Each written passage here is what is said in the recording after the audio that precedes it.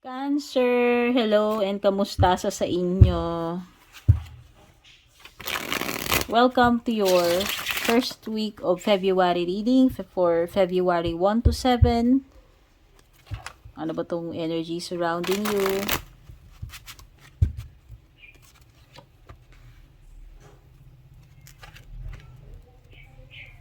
Ano ba yan? Dami ko naman nakikitang mga masasakit o sa oracle tsaka sa tarot. Ngayon may 3 of swords na naman dito.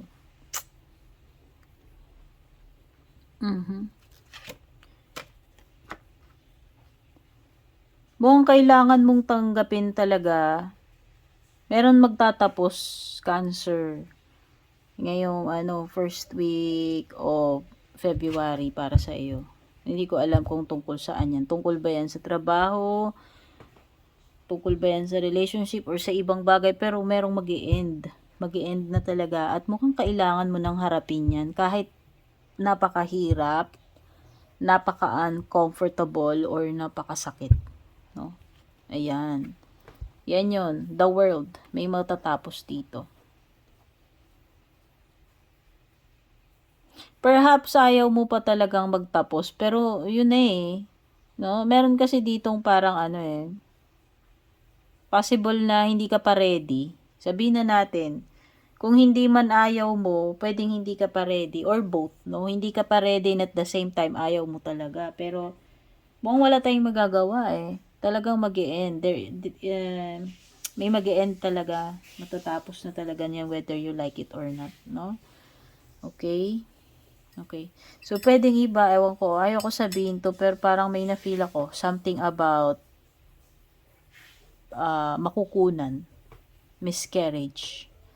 So, mag-ingat kayo doon sa mga pregnant dito, lalo na doon sa mga first weeks or first months, mga unang buwan, unang linggo ng pregnancy ninyo. Kasi parang may nakikita ako dito na painful, like parang makukunan. So, mag-ingat. Lalo na kung maselan kayo or mahina ang kapit sa inyo. Meron din akong, kasi, ayaw ko talaga itong site ng Three of Swords. Pero ang ibig sabihin lang nito, ayan, pwedeng may mga painful events na paparating. Possible, minsan may kinalaman sa surgery, or health problem, no? Or matters of the heart, no? Yung mga bagay na masakit sa damdamin natin. Okay? Meron ding something about motherhood and pregnancy. Yun nga yung binanggit ko, kaya nga sabi ko mag-ingat. Okay?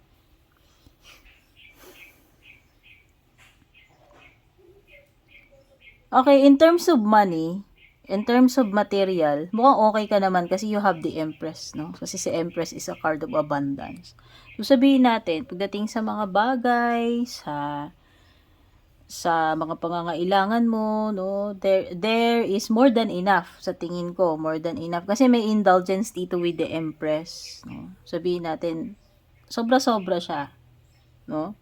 Pero yun na nga, pagdating sa matters of the heart, may mga mangyayari dito masakit sa iyo, sa damdamin mo, or pwedeng may kinalaman nga yung mga binanggit ko kanina about health or pregnancy. Ayan. Meron ding card ng suspension dito with the Hangman.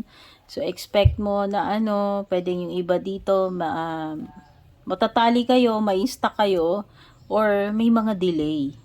Postponement. Ayan, sabihin na natin. Postponement. Hindi mo na matutuloy. O, parang ganun.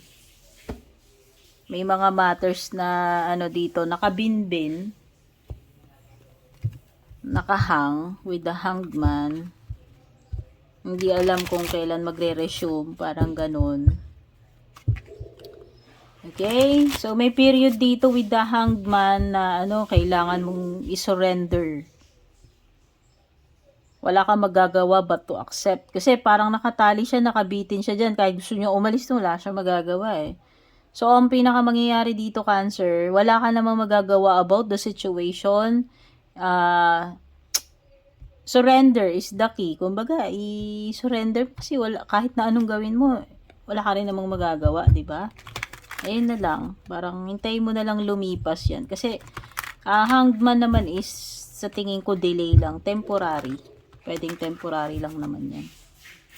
Tignan natin yung love life mo. Ay, sorry. Hindi pa pala. Yung mga paparating pa pala, ito. Tignan muna natin yung mga paparating sa inyo, Cancer.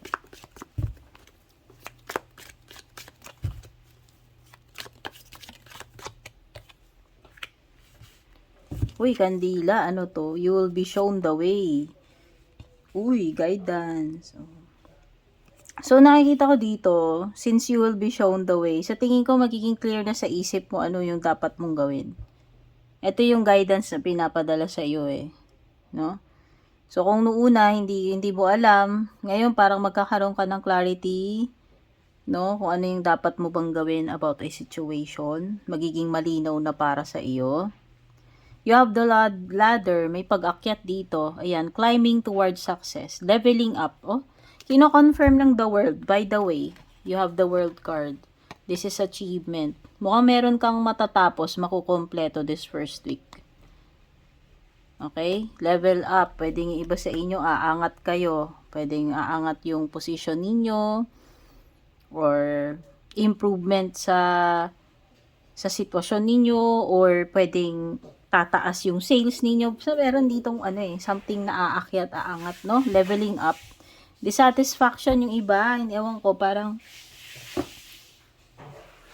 pwedeng yung iba nagiging kayo dito.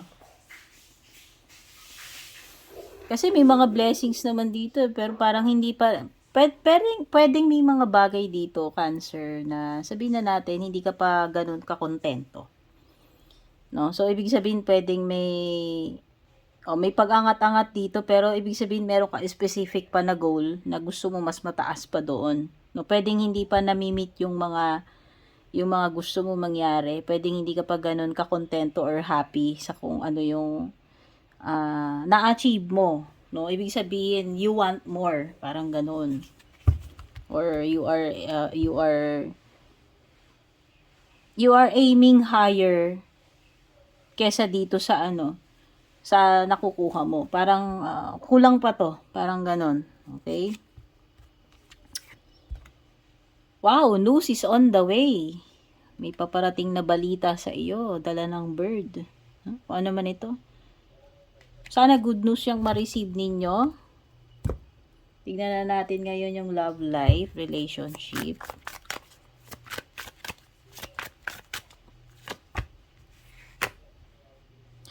Depth, awareness, importance, and value. Divine masculine. Uy.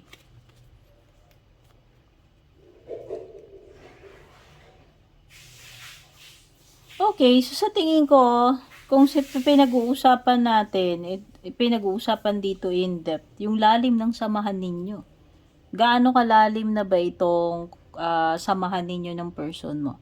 Gaano kalalim kaya yung nararamdaman niya sa'yo or nararamdaman mo sa kanya or nararamdaman ninyo sa isa't isa. So, parang ang pinag-uusapan dito, pwedeng yung tatag ng relationship, yung gaano kalalim yung feelings ninyo sa isa't isa. Merong divine masculine dito. Okay? So, pwedeng pwedeng si person mo, kung meron something about masculine energy. This is kasi kung si yin is receiving, ito yung outward, siya yung mas dominant, no? Siya yung mas expressive, sabihin na natin, siya yung mas, kumbaga sa inyong dalawa, kung merong tahimik, meron yung madaldal, iba ganon, or kung merong mahiyain, yung isa naman very outgoing, parang ganun yung energy nito. Okay? So, ang nafe-feel ko, dahil may mga level up card ka dyan, hindi lang ito yung level up mo about career or yung mga personal matters, pati sa love life mo, feeling ko, dear, may level up dito. Kasi parang, mas malalim na yung nakikita ko dito, parang mas malalim na yung relationship ninyo nitong person na ite. Okay? So, tignan na natin yung iyong closing messages. Cancer.